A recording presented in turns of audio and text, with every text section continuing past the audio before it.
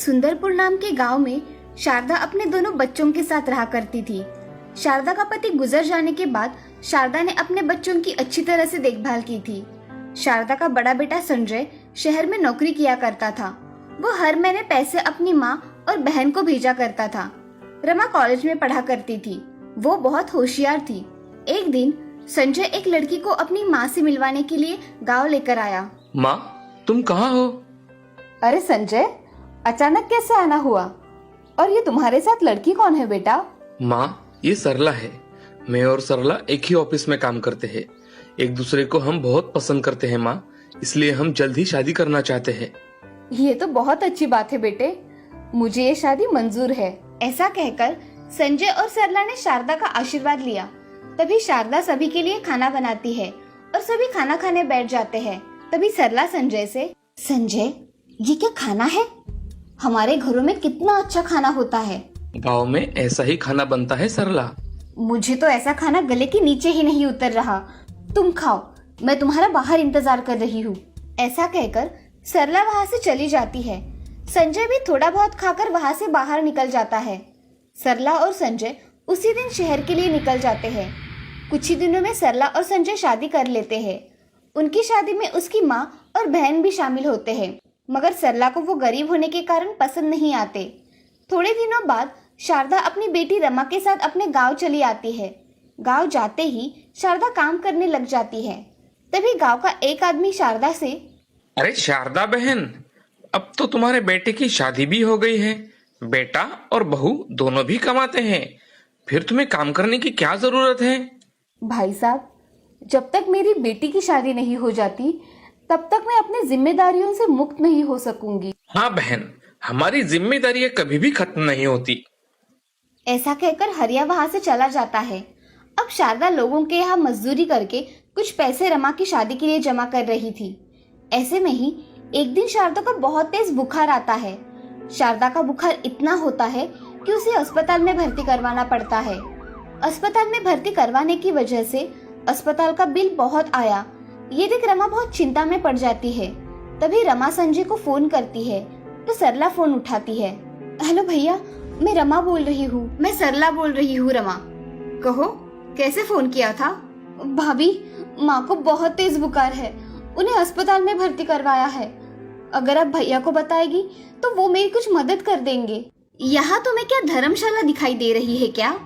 जब चाहा तब फोन करके पैसे मांग रही हो। मेरा ऐसा कहने का मतलब नहीं था भाभी, मुझे सब पता है तुम्हारे कहने का क्या मतलब है। आइंदा से यहाँ फोन मत करना। ठीक है भाभी। ऐसा कहकर सरला फोन रख देती है और रमा को मन ही मन बहुत कोसती है। इधर रमा अपने माँ का इलाज उसके जमा किए हुए पैसों से करती है। अब कुछ दिनों बाद शारदा ठीक होकर घर वापस आ जाती है। तब उन दोनों के पास थोड़े पैसे थे। उसमें से रमा ने घर का थोड़ा सामान लाया और खाना बनाने लगी। तभी रमा खुद ही मन में, अब माँ ने और काम किया तो माँ और बीमार पड़ सकती है। अब मुझे ही कुछ ना कुछ काम करना पड़ेगा। ऐसा सोचकर रमा कुछ करने का सोचती है। तभी उसकी सहेली शमा वहाँ आ जाती है। शमा रमा से, रमा, इतना क्या सोच रही हो कि मैं घर में आई और तुम्हें पता भी नहीं चला? मुझे कुछ काम करना है शमा। माँ से अब काम नहीं होगा और मैं उन्हें कुछ करने भी नहीं दूंगी। रमा, तुम रोटियां कितनी अच्छी बनाती हो, क्यों ना तुम रोटियां बनाकर बेचो? हाँ शमा, तुम सच कह रही हो।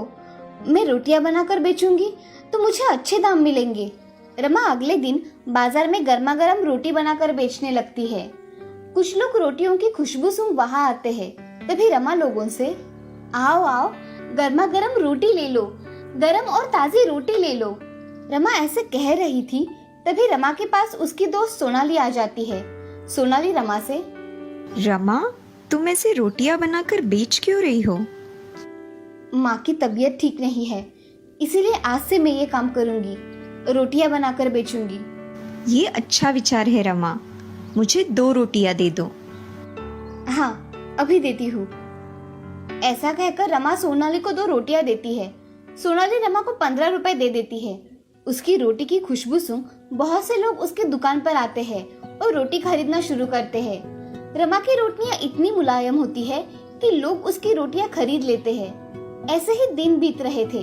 अब रमा बहुत मेहनत करके रोटियां बनाती और बाजार में बेचा करती थी। एक दिन बड़े होटल का मालिक रमा के पास आकर, क्या आप ही हो रोटी बनाने वाली रमा? हाँ, मैं ही हूँ रमा, कहिए क्या काम था? जी मेरा होटल है, मैं आपको रोटियों की ऑर्डर देने आया हूँ। क्या आप मेरा ऑर्डर पूरा करके देगी? कितनी रोटियां चाहिए आपको हर रोज के लिए? मुझे 100 रोटियां सुबह और 100 रोटियां शाम को चाहिए। क्या आप ये ऑर्डर दे पाएंगी? हाँ, मैं सुबह और शाम रोटियां आपको पहुंचा दूंगी। आप मुझे आपका होटल का पता दे दीजिए। ये लीजिए मेरा कार्ड, कल से आप रोटियां लेकर आना। ठीक है साहब, धन्यवाद। ऐसा कहकर होटल मालिक वहाँ से चला जाता है। रमा घर जाते ही ये खुशखबरी अपने माँ को सुनाती है। माँ, मुझे आज एक बहुत बड़ा ऑर्डर मिला है। एक होटल मालिक ने मुझे रोटियां बनाने की ऑर्डर दी है। आज मैं बहुत खुश हूँ। सच में रमा, ये तो बड़ी खुशखबरी है। मैं बहुत खुश हूँ। माँ, मैं जल्दी काम खत्म कर लेती हूँ। मुझे सुबह और शाम रोटियां भी बनानी है। हाँ रमा, चलो मैं भी तुम्हें मदद कर देती हूँ। ऐसा कहकर शारदा रमा के साथ सब काम जल्दी जल्दी खत्म कर डालती है। अगले दिन रमा जल्दी उठकर 100 रोटियां बनाती है और होटल में जाकर डिलीवरी देकर आती है। उसकी रोटियां खाकर ग्राहक बड़े खुश होते हैं। तब से रमा की रोटियां बहुत अच्छी तरह से बेची जाने लगी थी। अब रमा को एक होटल के साथ साथ बहुत सारे ऑर्डर आने लगे थे। रमा खुद का काम बहुत अच्छी तरह से करने लगी थी। उसका काम देखकर ग्राहक बहुत खुश थे। अब रमा की आर्थिक परिस्थिति भी बहुत अच्छी हो गई थी। रमा ने अपने साथ गांव की कुछ औरतों को काम में शामिल कर लिया था और उनके साथ काम करके अपनी डिलीवरी पूरी किया करती थी। रमा की रोटियां अब बहुत फेमस बन गई थी। उसकी वजह से रमा ने उसका बिजनेस ऑनलाइन भी कर दिया था। रमा को अब काम से बहुत पैसे मिल रहे थे। अब रमा ने घर के साथ साथ लोगों की सेवा करनी शुरू कर दी थी। लोगों को रोजगार दिलवाया था। उसके नाम के चर्चे अब गांव-गांव में जाने लगे थे। एक दिन रमा का भाई संजय को ये सारी बातें पता चलती है। वो रमा और अपनी माँ के पास आता है और अपनी माँ से, माँ, मुझे रमा की तरक्की देखकर बहुत खुशी हुई। हाँ संजय, मेरी रमा ने अपना फर्ज तो निभाया, साथ में खुद भी अपने पैरों पर खड़ी रही है। हाँ माँ, उसने खुद से ही सब किया है। तुम तो तुम्हारी जिम्मेदारियां भूल गए थे संजय, मगर मेरी रमा अपनी जिम्मेदारियां नहीं भूली। अब तुम्हें क्या चाहिए? तुम किस लिए आए हो यहाँ? मुझे कुछ नहीं चाहिए माँ, बस तुम मुझे माफ कर दो। मैं मेरी गलतियाँ सुधारना चाहता हूँ। तुम्हें माफी मांगनी है तो मेरी नहीं, अपनी बहन की मांगो। ऐसा कहकर शारदा वहां से चली जाती है। संजय रमा के पास आकर, रमा, मुझे माफ कर दो मेरी बहन, मुझसे बहुत बड़ी गलती हो गई। भैया, मुझे जब जरूरत थी तब आप मेरे काम नहीं आए। आज मेरी परिस्थिति अच्छी देखी तो आपको आपकी गलती का एहसास हुआ। रमा, मुझे सच में माफ कर दो। मैं आगे से ऐसा नहीं करूँगा। ठीक है भैया, मैंने आपको माफ कर दिया। आज से आप माँ का दिल कभी नहीं दुखाओगे। हाँ रमा, हम दोनों माँ का अच्छी तरह से ख्याल रखेंगे। रमा, तुमने मुझे माफ तो किया ना? हाँ भैया। ऐसा कहकर संजय और रमा गले लग जाते हैं। ये सब देख शारदा के आंखों में आंसू आ जाते हैं। अब रमा का बिजनेस भी अच्छी तरह से चलने लगा था। रमा अपने काम के दम पर करोड़पति बन गई थी और उसकी तरक्की देख गांव की लड़कियां प्रेरित हो रही थी। इस कहानी से हमें ये सीख मिलती है कि जिंदगी में कोई भी काम छोटा या बड़ा नहीं होता। काम को लगन से करना चाहिए। मेहनत करने वाला हमेशा सफल होता है, इसीलिए हमेशा मेहनत करनी चाहिए।